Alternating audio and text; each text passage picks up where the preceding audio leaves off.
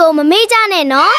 ဟုတ်ပါတယ်ရှင်လာမယ့်စက်တင်ဘာ6ရက်နေ့မှာတော့တကယ်ရမြန်မာကနေပြုလုပ်မယ် The Whole Rain ဖတ်ဖတ်ရှိုးပွဲကြီးရှိပါတယ်ရှင်ဒီပွဲကြီးမှာခလေးလေးတွေနဲ့အတူတူပုံမြင်တွေနားထောင်မယ်သရှင်လေးတွေနဲ့အတူတူကားခုန်ကြမယ်ဒီဖတ်ဖတ်ရှိုးကြီးကနေခလေးလေးတွေကဖတ်ဖတ်ရှိုးဆိုတာဘယ်လိုမျိုးလဲဆိုတဲ့အနှစ်သာရကိုသိသွားမယ်တငယ်ချင်းတွေအများကြီးနဲ့လေတွေ့ရပြီးလူမကြောက်တော့ပဲ social skill လေးတွေကောင်းလာမှာဖြစ်ပါတယ်ခလေးလေးတွေကိုလွတ်လွတ်လပ်နဲ့တဝါကြီးပျော်ပျော်ပါပါဝင်စီစဉ်တာကြောင့်တကယ်တော့ကနေပြီးတော့အခုံအရေးအတွက်ကတော့အကန့်အသတ်လေးနဲ့စီစဉ်ပေးထားပါတယ်ရှင်ဒါကြောင့်နှစ်နှစ်အရွယ်ကနေ9နှစ်အရွယ်တသားမမီတို့အားလုံးပါဝင်လို့ရတာကြောင့်မမေဖေတို့အနေနဲ့ comment မှာထည့်ပေးထားတဲ့ link လေးကနေတစ်စင်းအမြန်ဆုံးစာရင်းပေးသွင်းပြီးနေရာဦးထားဖို့မမေ့ကြပါနဲ့အောင်နော်ဒါအပြင်ဖက်ဖက်ရှိုးဝဲကြီးမှာ lucky draw စစ်ကြီးတွေကလည်းစောင့်နေမှာဖြစ်လို့ခလေးလေးတွေကို surprise season လေးတွေနဲ့စောင့်ကြိုနေမှာဖြစ်ပါတယ်ရှင်ကဲဒါဆိုရင်တော့လာမယ့်စက်တင်ဘာ6ရက်နေ့ညနေ4နာရီမှာ Kings International သုဝဏ္ဏ campus မှာ Together နဲ့တူတူ